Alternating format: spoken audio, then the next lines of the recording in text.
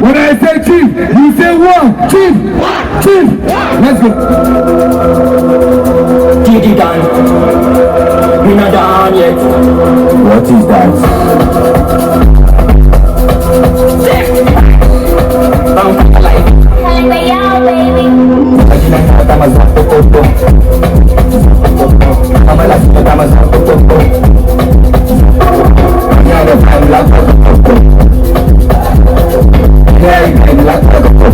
Everybody!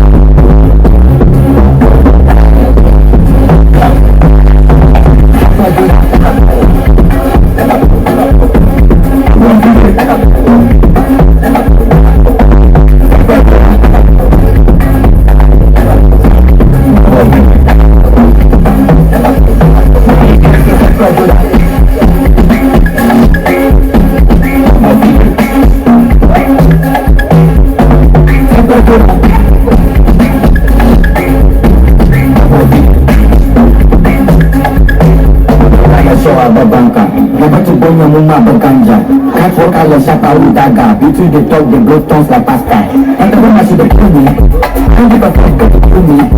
That's why it's about me. And then the US dollar for the bully. She did bust my pillow. No, don't be the party with the go-go. If you like bust my pillow. No, don't be the party with the go-go. What is that?